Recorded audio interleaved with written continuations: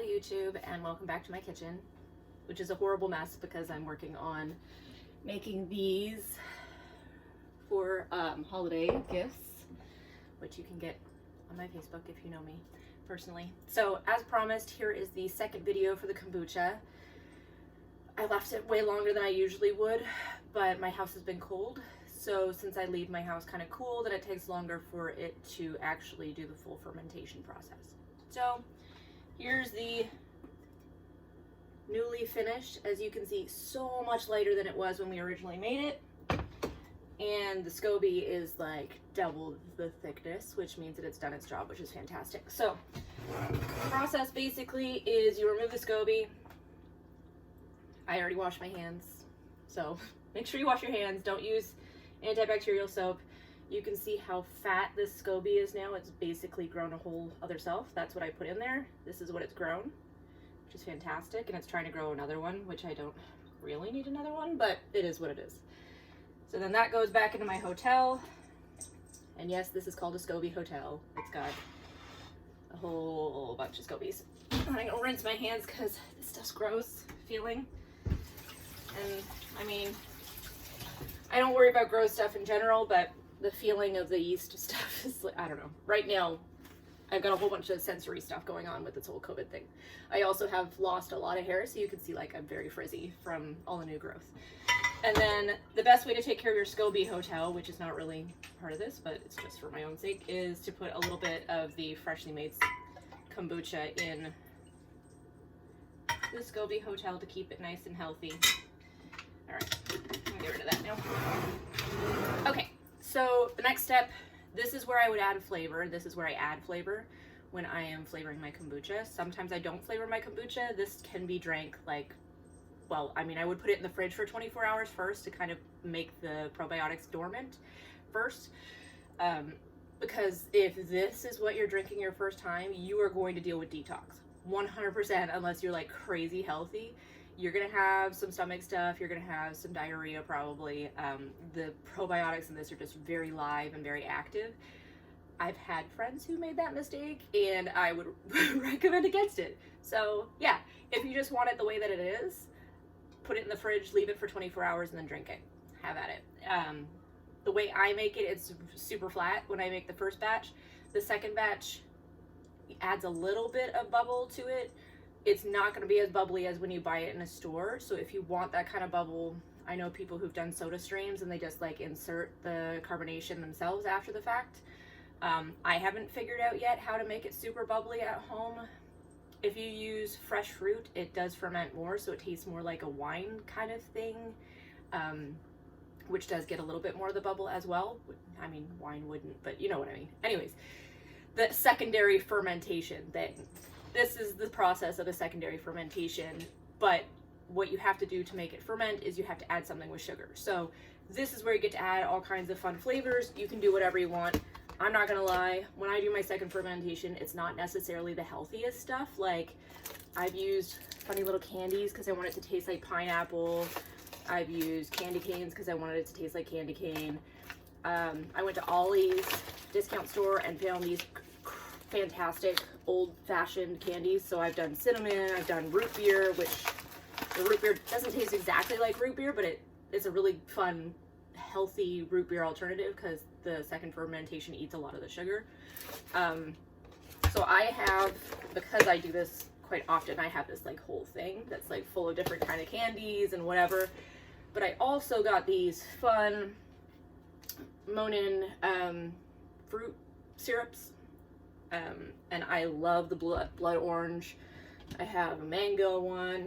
And then recently I acquired this bad boy, blackberry, which my girlfriend's very excited about. So process is basically this. Get some airtight containers. I love the swing tops. Those are my favorite. You can buy them on Amazon in a 6, 8, 12, etc. pack. These are the ones that I got from Amazon. They're super cute. All of the other ones I have, I've gotten from thrift stores or from friends once they found out that I love doing this. So this is one of my favorites. It just says Ahoy on it. These ones are old like beer bottles. This one, I have no idea what it originally was, but it's super cool looking. Make sure that you clean them out really thorough. You can then buy these really fun filters. I have a full set of 3 that I got on Amazon when I started doing this. And then you're gonna want to be able to get things in there because otherwise you're making a mess. I always recommend, this is just me, I'm sure other people do it differently. I recommend putting the kombucha in first because when you add the sugar, it is going to like bubble up. So if you have that down there first, I mean, I've done it both ways, honestly, but I've had times where it overflowed pretty good. So just so you know. Anyway, so I have a really good ladle that I like. I have my big jars that I like. Again, if you guys have ideas or you've done it different ways, I love to hear about it. I'm happy to try new things. I'm only going to do one of these so that you don't have to watch me do like a whole batch. But that's basically it, is you just fill your bottle. You don't want to fill it above the neckline, which I know sounds kind of funny when but if you're looking at a bottle, you know where the neck is. So I'm going to do a little bit more so it's just below the neckline. All right, so I'm going about there because I do plan on adding sweeteners. One of my favorites actually is just adding brown sugar and cinnamon, and it tastes kind of like an apple pie. It's really good. I mean, if you get apple candies, you could throw that in there too, and I'm sure it'd be incredible. Anyway, I'm gonna try the blackberry one. See what happens. Syrups are kind of fun because I just pour them straight in. The candies, sometimes you have to crush them first, in which case you can use mason jars. The big thing about this, and I'll tell you after I do this, because if I try and talk and pour, I'm gonna make a ginormous mess.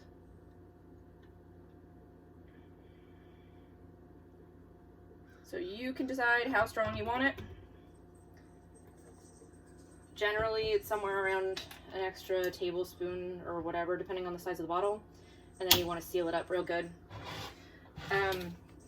So the second fermentation. When you have your airtight bottles, because my first fermentation, it's not airtight, that's why it's not bubbly. Second fermentation is airtight. You want it to be airtight, but you need to burp. That's what it's called. I'm not making that up. Look it up. You need to burp your bottles like every day. So burping your bottle just means basically like you pop off the seal, you open it up enough that you hear some air release, and then you close it up again. That's all it is. Because otherwise, with these pretty glass bottles, if it builds up too much carbonation, it could explode. So that's basically it. So here it is. This is gonna go back in underneath my cupboard for 3 more days with daily burping like a baby. I don't know. Sorry, my brain is so fried today. Anyway, daily burping, and then that'll be it. I'm not going to do another video when it's done because that seems silly to have me just be like, here I am drinking my kombucha, which I'm actually not allowed to drink right now because it's fermented. This is for somebody else. Anyway, so yeah, that's how you do a second fermentation.